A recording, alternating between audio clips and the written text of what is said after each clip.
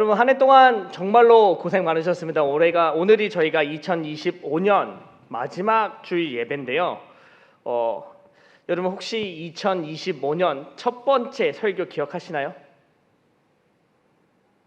너무 고생이 많아서 다 잊었죠? 네, 그쵸? 혹시 어떤 구절이었는지 기억하시나요?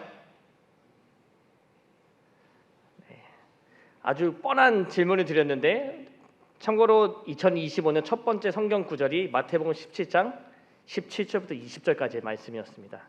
제가 지난 지금 4년째죠? 3년째 첫 번째는 25였으니까 23년도부터 제가 첫 번째 주일하고 마지막 주일은 항상 같은 구절을 설교를 했었어요. 이런 놀라운 비밀이. 네. 여러분 혹시 2025년 시작했었을 때 여러분 그 New Year Resolution이라고 그러죠? 새해 목표, 신년 목표를 혹시 세우셨나요? 나는 한 해 동안 이것을 반드시 이루겠다. 성적을 올리겠다. 뭐 살을 빼겠다. 아니면 잠을 좀 자서 키를 크겠다. 여러분 혹시 그런 결심들, 그런 목표들 있었나요? 아니면 그것도 기억을 못 하시나요? 설마? 네. 2025년 오늘이 마지막 주일인데 여러분 그 계획들, 목표들을 얼마만큼 이루셨습니까? 얼마나 2025년 한 해를 만족할 수 있나요? 나는 정말로 2025년은 만족한 한 해였다. 공부도 열심히 했고 부모님 잘 도와드렸고 반항 안 했고 예배에 빠지지 않았고 성적도 올랐고 다 이뤘다라고 자신 있게 말할 수 있는 손 한번 들어볼까요? 네. 아무도 없을 거라 예상했습니다. 네. 여러분 저는 개인적으로 2025년 목표가 뭐였냐면은 운동 시작 그리고 체중 관리였어요. 그런 말이 있죠. 시작이 반이다. 반은 이렇습니다. 시작은 했기 때문이죠. 네. 운동은 꾸준히 하고 있는데 체중은 늘었다 줄었다 하고 있어요. 저는 개인적으로 제가 2020년 시작하면서 몸무게를 64kg까지 한번 빼보자 라고 생각했는데 6월까지는 64kg였습니다. 근데 현재 어제 저녁 체중계에 올라갔을 때 69kg가 조금 넘더라고요. 뭐 그런 거죠. 뭐 안 그래요 여러분? 네. 근데 여러분 제가 왜 이 얘기를 나누냐면은 2025년 저희 중고등부 혹시 주제 기억하시나요? 기억하시나요? 브레이크트루죠. 표현은 뭐였나요? 믿음으로 돌파하자였어요, 여러분. 이것이 바로 우리 중고등부가 한 해 동안 꼭 이루고자 하는 목표였습니다. 믿음으로 돌파하자, 브레이크트루 하자, 한층 더 성장하다는 의미였습니다. 여러분 2025년 여러분의 영적 신앙 성장은 어땠나요? 여러분께서 정말로 어려운 일들 가운데 그것을 믿음으로 돌파하셨나요? 여러분들 신앙에는 한층 더 성숙하는 그런 계기가 되었나요? 아니면 아직도 제자리에 있나요? 저는 오늘 말씀 통해서 정말로 우리가 한 해 동안 얼마나 잘했고 또 못했는지 반성하고 또 한편으로는 우리의 신앙이 얼마나 더 성장했는지 한번 확인하는 시간 갖도록 하겠습니다. 점검의 시간을 간절히 소망해요. 오늘 본문 말씀이죠. 마태복음 17장 17절부터 20절까지 말씀입니다. 여러분 오늘 말씀은요 믿음에 대한 말씀이에요. 왜냐하면은 오늘 말씀 가운데 제자들의 믿음과 예수님의 말씀하시는 믿음에 굉장히 큰 차이점이 있음을 볼 수가 있습니다. 본문 말씀은 바로 제자들의 연약함을 아주 잘 나타내는 말씀인데요. 오늘 말씀 줄거리가 혹시 어떤 상황인지 혹시 알고 계시나요? 오늘 말씀 가운데 어떤 일이 일어났는지 우리가 17장 17절 20절까지 말씀을 읽었는데 17장 14절부터 보면 이런 일이 일어납니다. 어떤 한 아이의 아버지가 있는데 자신의 아들이 귀신 들려서 그 아들을 데려옵니다. 근데 제일 먼저 그 귀신 들린 아들을 본 사람들이 누구였죠? 예수님이었나요? 제자들이었어요. 그 아이가 제자들이 가서 선생님들 내 아들이 귀신 들렸습니다. 제발 좀 고쳐주세요라고 요청을 해요. 그게 14절부터 내용 말씀입니다. 그런데 제자들이 어떻게 하였나요? 제자들이 그 일을 해냈나요? 해내지 못합니다. 해내지 못했어요. 제자들은 그를 고치지 못했고 이제 아버지는 그 아들을 데리고 누구에게 나오죠? 예수님께 나옵니다. 그리고 예수님께 나와서 자신의 아들을 고쳐달라고 간청을 드려요. 그런데 이때 예수님께서 그 아이를 먼저 고치시기 전에 제일 먼저 한 일이 혹시 뭔지 아시나요? 제일 먼저 뭘 했냐면요, 제자들의 무능함을 꾸짖어요. 오늘 보면 17절의 말씀이죠. 예수께서 대답하여 이르시되 믿음이 없고 패역한 세대여, 내가 얼마나 너희와 함께 있으며 얼마나 너희에게 참으리요. 분명 아버지가 자신의 아들을 데려와서 예수님 제발, 선생님 제발 귀신 들린 제 아들을 고쳐주세요라고 간청을 드립니다. 그런데 그때 예수님께서 그 아들을 바로 고치신 게 아니라 제일 먼저 제자들이 꾸짖어요. 믿음이 없고 패역한 세대요, 내가 얼마나 너희와 함께 있으며 얼마나 너희에게 참으리요. 내가 도대체 언제까지 너의 이 무능함을 바라봐야 되냐, 너의 이 믿음이 부족함을 용납해주고 용서해주냐 라고 예수님께 그들 꾸짖는 거예요. 믿음이 없고 패역한 세대요. 여기서 말하는 패역이라는 것은요, 왜곡되고 현혹되고 미혹되다는 의미예요. 뭐냐면은 제자들에게는 온전한 믿음이 없었다는 겁니다. 여러분, 이 제자들이 누구죠? 이 제자들이 어떤 제자들이죠? 예수님의 12 제자들입니다. 예수님에 따르는 그 큰 무리가 있었는데 그 가운데서 예수님이 가장 가까이 가장 항상 따르던 제자들이 바로 이 12 제자들이었어요. 그런데 이 제자들이 놀랍게도 귀신 들린 아이를 고치지 못했습니다. 예수님이 이렇게 꾸짖죠. 너희에게는 믿음이 없다. 너희의 믿음은 왜곡되고 현혹되고 미혹된 믿음이다. 한마디로 얘기하면요, 온전한 믿음이 그들 안에 없다라는 거예요. 12 제자들이었음을 불구하고 제자들이 이런 이유 때문에 실패했다는 거죠. 왜냐하면 그들 안에는 믿음이 없고 그들은 패역됐기 때문에, 그들의 믿음은 왜곡되었고 미혹됐고 현혹됐기 때문에. 여러분, 여기서 믿음이 없다라는 것은요, 어떤 의미냐면은 제자들 앞에 그 귀신 들린 아이가 찾아왔을 때 만약에 제자들 안에 정말로 온전한 믿음이 있다면요, 나사렛 예수 그리스도의 이름 명하노니 이 귀신은 물러갈지어다라고 선포됐을 때 그 귀신은 당연히 나갔을 겁니다. 그런데 그들 안에 믿음이 없다는 건요, 그들 안엔 제일 먼저 떠오르는 생각이 뭐냐면은 내가 할 수 있을까? 내가 이 아이를 고칠 수 있을까? 여러분, 이 생각의 주어가 누구죠? 내가 할 수 있을까? 내가 고칠 수 있을까? 이 질문의 주어는요, 바로 나 자신이라는 거예요.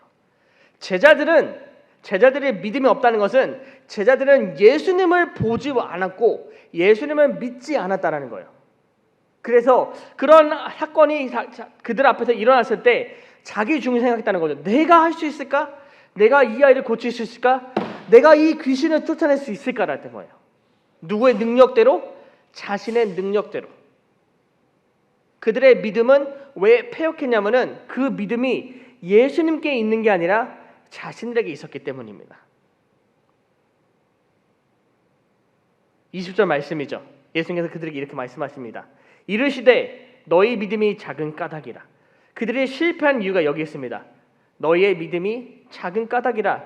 주님을 믿는 믿음이 작다라는 것은요, 그 믿음이 정말로 이만한 믿음이 아니라 이 믿음이 없다라는 거예요. 그들이 비록 예수님과 함께 시간을 보내고 예수님의 가르침을 듣고 예수님과 정말로 많은 일들을 경험했지만 그들 안에는 믿음이 없었다라는 거예요. 패역한 믿음이라는 것은 여러분, 예수님의 17절 말씀에서 말하신 그 패역한 믿음이라는 것은 잘못된 믿음을 뜻하는데, 이 믿음이 제자들에게 어떻게 잘못됐냐면요, 그들은 예수님을 온전히 바라본 게 아니라 예수님의 그 자체를 믿은 게 아니라 예수님께서 행하시는 그 기적만 바라봤다는 거죠. 예수님께서 5,000명을 먹이시네, 예수님께서 귀신을 쫓아내시네, 예수님께서 눈먼 자를 보게 하시네, 예수님께서 그들을 일으키시네, 그 능력만 바라봤다는 거예요. 예수님 그분 그 자체를 믿는 게 아니라. 그렇기 때문에 제자들 안에는요, 온전한 믿음이 없었다는 겁니다. 예수님을 믿은 게 아니라 예수님께서 하실 수 있는 일들만 보고 그것만 기대했다라는 거죠. 하지만 주님께서 말씀하시는 믿음은 그런 믿음이 아닙니다. 여러분 여기서 잘 기억하셔야 돼요. 왜냐하면 주님께서 말씀하신 믿음은요 아주 큰 다른 점이 있습니다. 믿음은 주님께서 말씀하신 믿음에는요 믿음은 크기에 있지 않다라는 거예요. 우리 말씀 20절 이렇게 나와 있죠. 진실로 너에게 이르노니 만일 너에게 믿음이 겨자씨 하나만큼만 있어도 이 산을 명하여 여기서 저기로 옮겨지라 하면 옮겨질 것이요 또 너희가 못할 것이 없으리라. 여기서 주님께서 말씀하시는 믿음이 뭐라고 비유되고 있죠? 겨자씨입니다, 여러분. 겨자씨. 여러분 겨자씨 씨앗이 얼마나 한지 아세요 혹시? 여러분 손가락 한번 이렇게 모아보세요. 이렇게 한번 모아보세요. 자, 12학년 안 하고 있다. 이렇게 한번 모아보세요. 손가락이요. 자, 아주 살짝만 펴보세요. 살짝. 여러분 겨자씨가 그거보다 작습니다. 정말로 겨자씨가 그거보다 작아요. 근데 예수님께 말씀하시죠. 너희에게 믿음이 이 겨자씨 하나만큼만 있어도 이 산을 명하여 여기저기로 옮겨지라면 어떻게 된다? 옮겨질 것이요. 다시 말하자면요, 믿음은요 크기에 있지 않다라는 거예요. 아무리 겨자씨만 이 사이즈만한 믿음이 있더라도 그 믿음이 정말로 우리 안에 온전히 있다면요 산을 움직일 수 있는 능력이 있다라고 예수님께서 선포하고 계십니다. 여러분 우리의 믿음을 정말로 우리가 그 크기를 가늠할 수 있을까요? 우리 이선우 씨의 회장된 이서일 회장님 믿음은 이만하고 2026년 죄송합니다. 2025년 회장했던 하위 형제의 믿음은 이만했다. 우리가 이렇게 평가할 수 있을까요? 어떻게 평가할 수 있죠? 무슨 기준으로? 주일 예배 잘 나오고 찬양팀 열심히 섬기고 잘생겼다는 기준으로? 그럼 내 믿음은 얼마나 한 거야 도대체? 그쵸? 여러분 믿음은 크기로 가늠할 수 없다라는 거예요. 예수님께서 너희 믿음이 작다라는 것은요 그 믿음의 크고 작음을 나타내는 게 아니라 그 믿음의 있고 없음을 의미했던 겁니다. 하지만 제자들의 믿음이 작았다는 얘기는요 그 안에 온전한 믿음이 없다라는 거예요. 왜냐하면 예수님 분명히 말씀하셨죠. 정말로 작은 믿음이 너희 안에 있다면은 그 믿음만 가지고도 산을 움직일 수 있다. 하지만 제자들 안에는 그 믿음조차도 없었다는 거죠. 그래서 주님이 말씀하는 믿음은요 크기에 있는 게 아니라 바로 대상에 있다는 겁니다. 대상, subject에 있다는 거예요. 요한복음 14장 12절 말씀인데요. 우리 한 목소리 함께 읽도록 하겠습니다. 시작. 내가 진실로 진실로 너에게 이르노니 나를 믿는 자는 내가 하는 일을 그도 할 것이요 또한 그보다 큰 일도 하리니. 아멘. 여러분 여기 믿음의 대상은 누군가요?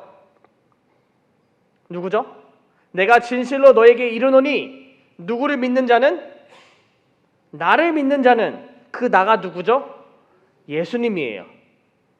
예수님을 믿는 자는 예수님이 하신 일보다 그 하신 일을 할 거지만 그보다 더 큰 일도 할 거다라고 예수님께서 말씀하시는 거예요. 이 말씀은요 베드로나 12제자가 한 말도 아니고요 어떤 미치광이가 한 말이 아니라 예수님께서 이 말씀을 하셨습니다. 누구든지 예수님을 믿는다면은 예수님께서 하신 일도 할 거지만 그보다 더 큰 일도 하게 될 거다. 조건이 뭐죠? 여기서 말하는 조건이 뭐죠? 나를 믿는 자는, 예수님을 믿는 자에게는 이러한 능력이 있을 거다라고 예수님께서 말씀하십니다. 근데 제자들은 어떻게 했나요? 오늘 본문 마태복음 17장 말씀에서 제자들에게 이런 능력이 있었나요? 없었어요. 그것이 무엇을 보여주냐면요 제자들의 안에는 믿음이 없었다는 거예요. 예수님을 믿지 않았다는 거예요. 제자들의 믿음이 작고 패역했다는 것은요 그들은 아직까지도 예수님을 온전히 믿지 않았다는 겁니다. 예수님께서 요한복음 말씀에 나타나신 것처럼 믿음을 통해 나타나는 능력은 그 능력은요, 귀신을 내쫓고 5천 명을 먹이고 눈먼 자를 눈뜨게 하고, 그런 능력은요 오직 예수님을 믿는 믿음으로 얻게 된다는 거예요. 여러분, 이 증거를 알려드릴까요? 분명 오늘 본문 말씀 마태복음 17장 말씀에서는요, 제자들이 이 일을, 귀신 내쫓는 일을 하지 못했습니다. 그런데 우리가 사도행전 3장의 말씀을 보면 어떤 일이 일어나는지 아세요, 여러분? 사도행전 3장의 말씀을 보면은 베드로하고 요한이 기도를 하려고 성전에 올라갑니다. 그런데 그 앞에 누가 있었죠? 그 앞에 누가 있었죠? 앉은 자가 있었어요. 앉은 자인데 그냥 앉아있는 자가 아니야. 그렇죠? 그냥 게을러서 앉은 자가 아니라 이 사람은 태어날 때부터 못 걸었던 사람이에요. 근데 그들을 누가 고치나요? 예수님이 고쳤나요? 베드로가 요한을 고쳤어요, 여러분. 예수님이 하늘로 승천하신 이후에 예수님이 더 이상 그들과 함께하지 않으셨을 때 베드로하고 요한이 그 앉은 자를 고칩니다. 무슨 의미냐면요, 제자들에게도 그런 능력이 있었다라는 거예요. 근데 그 능력은 어디서 왔냐면은 바로 예수님을 믿는 믿음 안에서 그 능력이 왔다라는 거예요. 그렇기 때문에 우리가 가지고 있는 최고의 능력은 어디서부터 온다? 예수님을 믿는 믿음으로부터 온다. 결국에는 믿음은요, 누구를 믿는지가 가장 중요하다는 거예요, 여러분. 이것이 바로 믿는 자의 삶의 모습입니다. 우리의 믿음의 대상, 내 믿음의 대상은 누구냐? 여러분, 믿는 자들은요, 온전한 믿음의 대상을 가져야 됩니다. 온전한 믿음의 크기가 아니라, 온전한 믿음의 능력이 아니라 온전한 믿음의 대상을 가져야 돼요. 나는 누구를 믿을 건가? 나는 나 스스로를 믿을 건가? 아니면은 예수 그리스도를 믿을 건가? 여러분, 누구를 믿는지는요, 우리의 결과를 보면 알 수 있습니다. 제자들 보세요, 여러분. 제자들은 당시에는요, 예수를 믿지 않은 그들이었기 때문에 아무런 능력을 보일 수가 없었습니다. 하지만 나중에 예수님의 부활하심을 보고 경험했을 때, 그들 안에 믿음이 자랐을 때 사도행전에 나오는 그 사건처럼 그들 안에는 그 믿음을 통해서 얻은 능력이 있었고요, 예수 그리스도의 이름으로 그들이 명하였을 때 태어났을 때부터 평생 안진병했던 그 사람이 일어서서 걸을 수 있게 되었어요. 결국에는 우리는요, 오직 예수님만 믿으면 된다라는 거예요. 그것이 과연 오늘 말씀과 무슨 관계가 있을까? 2025년 여러분, 우리는요, 믿음으로 돌파하자는 그런 주제가 있었습니다. 브레이크트루하자는 주제가 있었어요.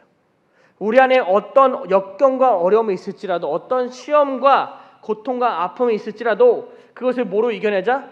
믿음으로 이겨내자. 근데 그 믿음은 누구를 믿는 믿음이다? 나 자신? 목사님? 선생님들? 우리 부모님? 내 옆에 있는 내 친구들? 아니요, 예수님이에요, 여러분. 예수님께서 우리에게 생명을 주셨고요, 예수님께서 우리를 창조하셨고요, 예수님께서 우리의 삶을 주관하십니다. He is in control of our lives. 그런데 우리가 그런 삶 가운데, 예수님께서 주관하시는 그런 삶 가운데 예수님을 믿는 게 아니라 나 자신을 믿는다? 말도 안 되는 일이죠, 여러분. 정말로 어리석고 비효율적인 일입니다. 하지만 우리가 정말로 예수님을 믿는다면요, 우리에게 어떤 일이 일어날지라도 예수를 믿는 믿음으로 그것을 이겨낼 수 있다라는 거예요. 그렇기 때문에 우리가 2025년 동안 외쳤던 믿음으로 돌파하자, 브레이크를 하자, 여러분, 결국에는 그 중심에 누가 있어야 된다? 예수 그리스도밖에 없다라는 거예요. 한 해를 한번 돌아볼게요, 여러분. 2025년 여러분, 어땠나요? 나는 과연 예수님을 믿었는가? 예수님만 의지했는가? 예수님만 바라봤는가? 나는 내 앞에 있었던 그 문제들을 그 믿는 믿음으로 이겨낼 수 있었고, 극복할 수 있었고, 돌파할 수 있었는가? 여러분, 2026년이 다가옵니다. 놀랍게도 일주일도 남지 않았어요. 다음 주 우리가 이 자리에 모이게 되면요, 저는 2026년 새해 설교를 하게 될 거예요. 나흘밖에 남지 않았습니다, 여러분. 여러분께서 새해에는 무엇을 기대하고 어떻게 그 목표를 세우고 어떻게 그 목표를 이루실 계획이신가요? 여러분들 안에는요, 믿음이 우선이 되길 바랍니다. 믿음만 갖고 계시기 바래요. 그럼 믿음으로 극복하시기 바랍니다. 다른 거 바라보지 마시고요. 다른 걸 의지하지 마시고 오직 예수님만 바라보시기 바래요. 지난 한 해를 감사하고 이제는 2020년 한 해를 여러분 기대하시기 바랍니다. 그리고 이 일을 기대하고 감사하고 기대할 때 가장 중심에 내는 것은요, 바로 예수님에 있는 믿음으로 하시길 바래요. 어떠한 일들 가운데 새해에도 2026년에도 믿음으로 이겨내시기 바랍니다. 저는 정말로 여러분 기대하고 있어요. 우리 중고등부가 언젠가는 반드시 성장하겠지. 그게 우리 눈에는 안 보일 수 있습니다, 여러분. 그게 눈에 띄게 안 보이는 일일 수도 있어요. 그리고 우리가 여기 있을 때 일어나지 않을 수도 있습니다. 하지만 가장 중요한 것은 우리가 끝까지 믿음 가지고 믿음 붙잡고 바라보는 일, 그리고 믿음으로 극복하는 일입니다. 새해에는요, 여러분, 우리의 믿음을 우리의 구원자 되시고 능력의 주 되신 예수님 그리스도께 두어서 어떤 일들도 이겨내고 행하고 돌파하고 또 성장하는 우리 친구들이 간절히 소망합니다. 여러분, 집중, 눈 떠주시고요, 그만 조시고, 한 해 동안 정말로 수고 많으셨습니다. 수고 많으셨고 2026년도 잘해봅시다. 그리고 무엇보다도 2026년에는요, 우리의 믿음이 더욱더 성장한 한 해 되기를 주님의 이름으로 축원합니다. 기도하겠습니다.